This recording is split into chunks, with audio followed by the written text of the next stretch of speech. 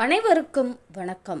சாகித்ய அகாடமி விருது பெற்ற எழுத்தாளர் சு. வெங்கடேசன் அவர்கள் எழுதிய வீரயுக நாயகன் வேள்பாரி 12ஆம் பாகம்.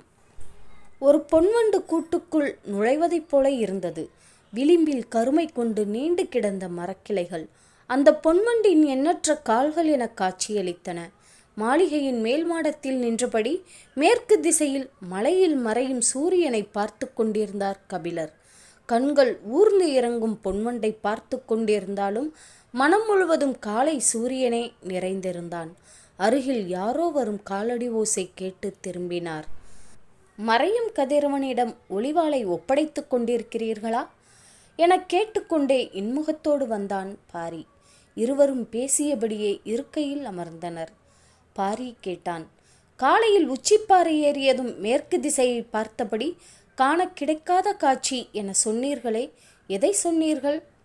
சற்றே யோசித்த கபிலர், அதுவா, மேலே ஏறியதும் முதலில் கண்ணில் பட்டது கோட்டை சுவரே இல்லாத இந்த நகர அமைப்புத்தான்.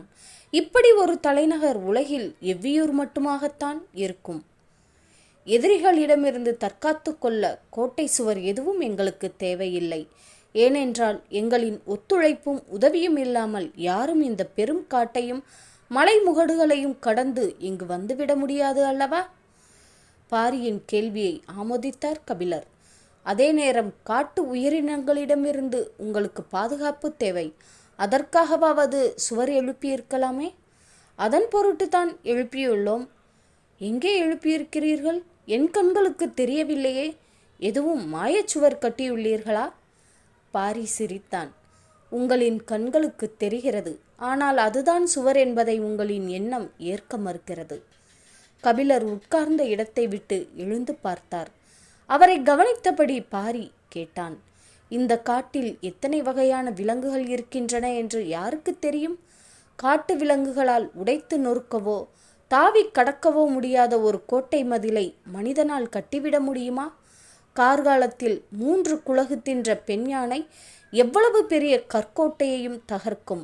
அதிங்கத்தை தின்ற ஆண் யானை கூட்டம் உள்நுழைந்தால் பெருமலையும் கிடுகிடுக்கும். மரமேறி உயிரினங்களால் தாவி கடக்க முடியாத தடுப்பு சுவரை எழுப்ப முடியுமா? இந்த மலைத்தொடர் வடதிசையிலும் தென் திசையிலும் எவ்வளவு தொலைவு நீண்டு கிடக்கிறதோ யார் அறிவார்? இடையில் ஒரு சிறு பகுதியில் பரம்பு நாடு இருக்கிறது. எண்ணிக்கையில் அடங்காத விலங்கு கூட்டங்கள் நாள்தோறும் இடமும் வளமுமாக எங்களை கடக்கின்றன. இவற்றிடமிருந்து பாதுகாக்க எத்தனையோ முறைகளை கையாண்ட எம் முன்னோர்கள் இறுதியாக இந்த நாகப்பச்சை வேலியை பெரும் கோட்டையாக எழுப்பினர். கபிலர் சுற்றும் முற்றும் பார்த்தார். எவ்வியூரின் கடைசி வீடுகளும் தெருக்களும் முடிவடைந்த சிறிது தொலைவிலிருந்து காடு ஆரம்பமாகிறது. இதில் வேலியோ சுவரோ எங்கு இருக்கிறது என யோசித்தபடி நின்றார்.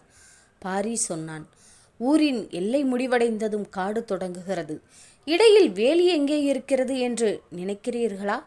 நீங்கள் பார்க்கும் அந்த காட்டின் தொடக்கம் இயற்கையானது அன்று. அந்த தாவரங்கள் தாமாக முளைத்தவை அல்ல. நாங்கள் அறிந்த இந்த பெரும் உலகெங்கிலும் இருந்தும் கொண்டு வந்து இங்கு முளைக்க வைத்தவை. கபிலர் பாரியை கூர்ந்து பார்த்து கொண்டிருந்தார். காட்டில் உள்ள ஒவ்வொரு உயிரும் தின்னக்கூடிய தாவரங்களும் உண்டு, தின்னக்கூடாத தாவரங்களும் உண்டு. நுகரக்கூடியதும் நுகரக்கூடாததுமான பச்சிலைகள் உண்டு. பற்றக்கூடியதும் பற்றக்கூடாததுமான செடிகொடிகள் உண்டு. நாங்கள் வன உயிரினங்கள் நுகரவும் நெருங்கவும் பற்றவும் முடியாத தாவரங்களை கொண்டு ஒரு பெரும் வேலி அமைத்துள்ளோம்.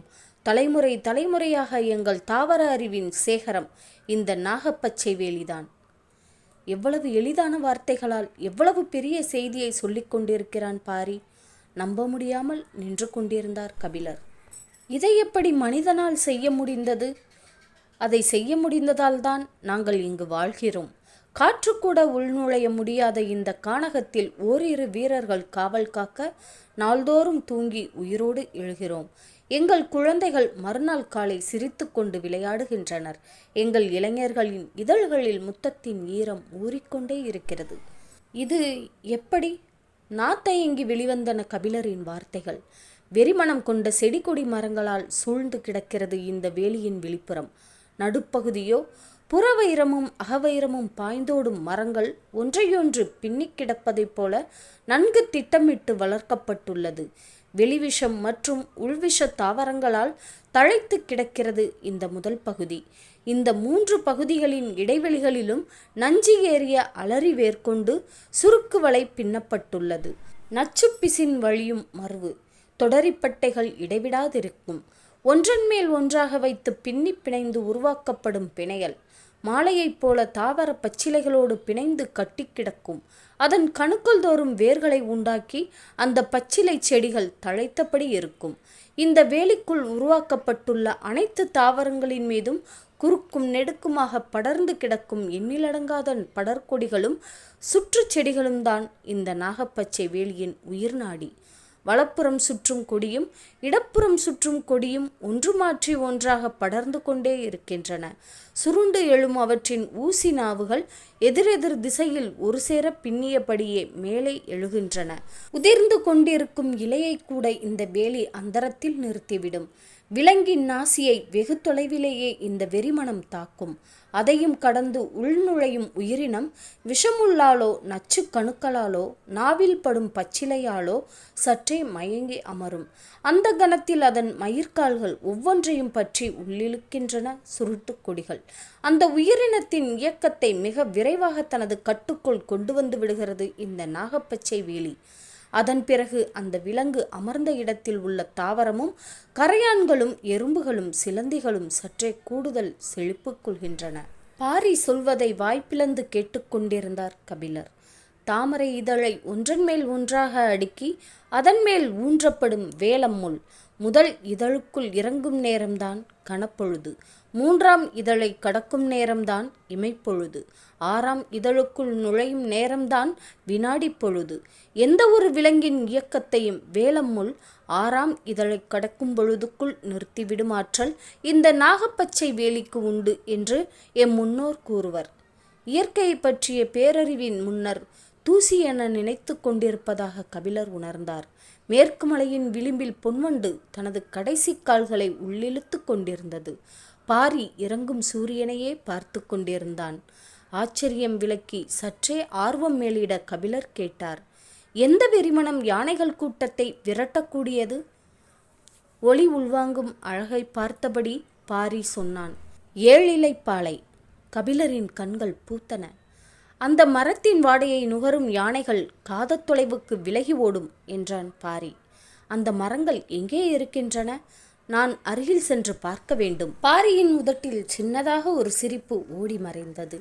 சிரிக்கக்கூடிய கேள்வியையா நான் கேட்டுவிட்டேன் என்று யோசித்தபடி பதிலுக்கு காத்திருந்தார் கபிலர். ஒவ்வொரு திசைக்கும் ஒரு மரம் நின்று கொண்டிருக்கிறது.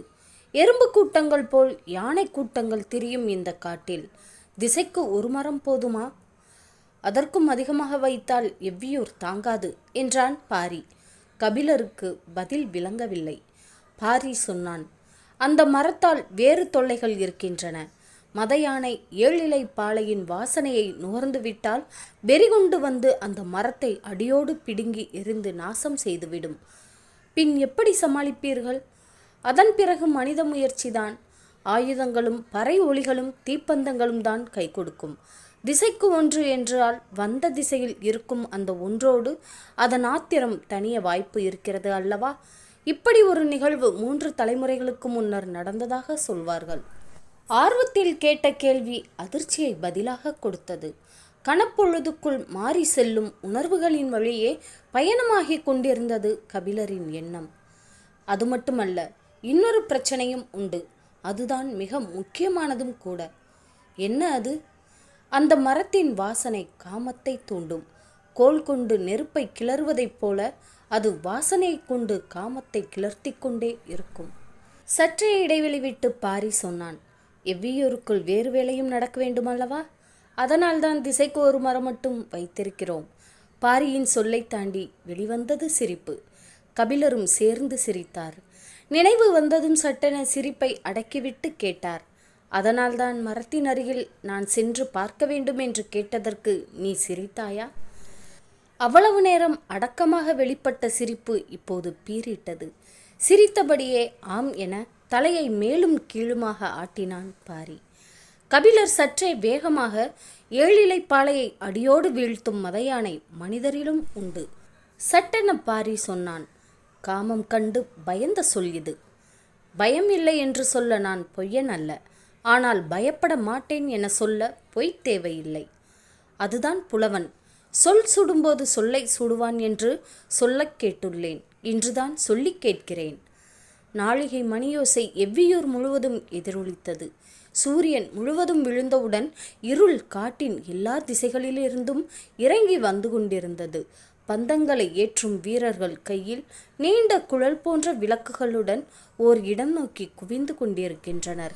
பேச்சு எதிர்பாராத கணத்தில் காமத்துக்குள் போனதை பற்றி யோசித்தபடி கபிலர் கூறினார். இரவு வரும்போதே ஏதாவது ஒரு வடிவில் காமத்தையும் அழைத்து வந்து விடுகிறதே. பாரி அசட்டு சிரிப்போடு சொன்னான். ஏழிலை பாலைக்கு இரவு ஏது பகல் ஏது? பரம்புமலை ஏறத் தொடங்கியதிலிருந்து தனது சொல் முறியும் ஓசையை இடைவிடாமல் கேட்டுக்கொண்டிருந்தார் கபிலர். பாரி சொன்னான். ஏழிலை பாலையின் அடிவாரத்துக்கு வள்ளியை அழைத்து வந்ததுதான் முருகன் செய்த மிகப்பெரிய தந்திரம். இல்லை என்றால் வள்ளியை ஒரு நாளும் அவனால் இணங்க வைத்திருக்க முடியாது. அவனும் குறுக்கு வழியைத்தான் கையாண்டானா? சற்றே தயக்கத்துடன் ஆமென சொல்லியபடி தொடர்ந்தான் பாரி. முருகன் வேட்டுவர் குலம், வள்ளியோ கொடிக்குளம். செடி கொடிகளை அறிந்தவர்கள் வேட்டையாடியவர்களை விட மனநுட்பத்தில் முன்னேறியவர்கள் அல்லவா? வலிமையை விட நுட்பத்துக்குத்தானே ஆற்றல் அதிகம். அதனால்தான் முருகனால் வள்ளியின் மனதில் எதை சொல்லியும் இடம் பிடிக்க முடியவில்லை. காட்டை அழித்து பயிரிடும் முன் அந்த நிலத்தில் காமம் நிகழ்த்தி மனித குருதி படிந்த தாய் நிலத்துக்குள் முதல் பயிரிடுதலை தொடங்கியவர்கள்தான் கொடிக்குளத்துக்காரர்கள். முதலில் நட்ட வள்ளிக்கிழங்கை தோண்டி எடுக்கும்போது இடுப்பு வலி கண்டு அந்த நிலத்திலே பிறந்தாள் அந்த பெண். விதைத்த இடத்திலே முளைத்தவள் அவள். அதனால் அந்த செவ்வள்ளிக்கிழங்கின் பெயரையே அந்த அழகிய பெண்ணுக்கு சூட்டினர். வள்ளிக்கிழங்கும் வஞ்சிக்கொடியுமே பெண்ணாக மாறிய பேரெழில் கொடிக்குளத்துக்கு உரியது. செடிகொடிகளை அறிந்தவர்களை எளிதில் ஏற்க முடியாது. அவர்கள் கணந்தோறும் உயிரின் வளர்ச்சியை பார்த்து மகிழ்ந்தவர்கள். வண்ணங்களையும் வாசனைகளையும் அவர்கள் அளவுக்கு அறிந்தவர்கள் யாரும் இருக்க மாட்டார்கள். அவர்களின் கவனத்தை கவர்வதோ காதலை பெறுவதோ எளிது அல்ல. வேறு வழியே இல்லாமல் தான் ஏழிலை பாலையின் அடிவாரத்துக்கு வள்ளியை அழைத்துச் சென்றான் முருகன். கபிலரின் கண்முன் காலமும் காதலும் கடவுளும் ஒன்றையொன்று பின்னி மேலே எழுந்தபடி இருந்தன. ஆண் ஆதியிலிருந்தே வெல்வதற்குத்தான் முயன்றிருக்கிறான். பெண் ஆதியிலிருந்தே நம்புவதற்குத்தான் ஆசைப்பட்டிருக்கிறாள். பாரி சொன்னான். ஏழிலைப்பாலை பெண்மையால் பூக்கும். அதைவிட முக்கியம், பெண்ணையும் ஆணையும் ஒரு சேர பூக்க வைக்கும். வியப்பு நீங்க சிறிது நேரமானது. உள்ளுக்குள் ஏனோ ஒரு சிரிப்பு பொங்கி வந்தது. அதை அடக்க முடியவில்லை. சற்றே திரும்பி சிரித்தார் கபிலர். ஏளனம் கொண்ட அந்த சிரிப்பின் தொனியை கவனித்த பாரி, இதில் சிரிக்க என்ன இருக்கிறது என பார்வையால் கேட்டார். கபிலர் சொன்னார். அந்த ஏழிலை பாலையை தலைமாட்டில் நட்டு வைத்து குடும்பம் நடத்தி கொண்டிருக்கும் கூட்டத்தோடு நான் வந்து சேர்ந்து விட்டேனே என்று என்னை நினைத்து சிரித்தேன். கபிலரோடு சேர்ந்து வெடித்து சிரித்தான் பாரி. இருளை விரட்ட பந்தங்கள் தயாராகி கொண்டிருந்தன. பாரி சொன்னான். பந்த ஒளிக்கு பூச்சிகள் வந்து விழாமல் இருக்க இலுப்பை எண்ணெய் ஊற்றப்படுவதை நீங்கள் அறிவீர்கள். ஆனால் அதற்கெல்லாம் இந்த காட்டுப்பூச்சிகள் கட்டுப்படாது. நாங்கள் பயன்படுத்துவது கொம்பன் விளக்குகள். அதில் நாகக்கழிவும் நச்சுப்பிசினும் சேர்ந்து மெழுகியிருப்போம். பந்தம் எரிவது திரியிலிருந்து மட்டுமல்ல, திரியோடு சேர்ந்து விளக்கின் விளிம்பும் கருகியபடி தீய்ந்து எரியும். அந்த வாசனையை ஊடறுத்து பூச்சிகளால் உள்நுழைய முடியாது. ஒரு வகையில் இதை ஒளிவலை என சொல்லலாம். ஒவ்வொரு பருவ காலத்துக்கும் மாறுபடும் பூச்சி இனங்களுக்கு ஏற்ப கொம்பனில் தேய்க்கும் பசையும் மாறும், எண்ணெயின் சேர்மானமும் மாறும். அப்போதுதான் அவற்றை கட்டுப்படுத்த முடியும். கபிலர் பந்தம் ஏற்றப்போகும் காவலர்களை பார்த்து கொண்டிருந்தார். ஒரு பெரும் தாழ்வாரத்தின் அடியில் அவர்கள் எல்லோரும் கூடியிருந்தனர். கொம்பன் விளக்கில் எண்ணெய் ஊற்றப்பட்ட பிறகும் அவர்கள் நெருப்பை பற்ற வைக்காமல் யாருக்கோ காத்திருந்தனர். தொலைவில் மாளிகையின் மேல் மாடத்தில் இருந்து அதை பார்த்து கொண்டிருந்த கபிலர் கேட்டார். உனது உத்தரவுக்காகத்தான் காத்திருக்கிறார்களா? இல்லை, அவர்கள் குலநாகினியின் வருகைக்காக காத்திருக்கின்றனர். பாரி சொல்லிக் கொண்டிருக்கும் போதே வயதான கிழவிகளின் கூட்டம் ஒன்று எவ்வியூரின் கீழ் திசையிலிருந்து நடந்து வந்து கொண்டிருந்தது. கபிலர் எட்டி பார்த்தார். பாரி கையை காட்டி சொன்னான். அதுதான் நாகினிகளின் கூட்டம். அதற்குள் தான் குலநாகினி வந்து கொண்டிருப்பாள். அவள்தான் எங்கள் குலமூதாய். இந்த நாகப்பச்சை வேலியை ஆட்சி செய்பவள் அவள்தான். பெண்களால் தான் இவ்வளவு நுட்பமான ஒரு வேலியை கட்டியமைத்து காப்பாற்ற முடியும். அவர்களின் சொல் கேட்டு தாவரங்கள் தழைக்கும், தலையாட்டும். அவர்களின் உடம்பில்தான் கொடிக்குளத்தின் இரத்தம் ஓடுகிறது. ஆதியில் நிலத்தில் சிந்திய குருதியிலிருந்து தழைத்தவர்கள்தானே அவர்களின் முன்னோர்கள். ஒரே நேரத்தில் மண்ணுக்குள் வேர்விடவும் மேல் நோக்கி முளைவிடவும் தாவரங்களால் முடிவதைப் போல இவர்களாலும் முடியும்.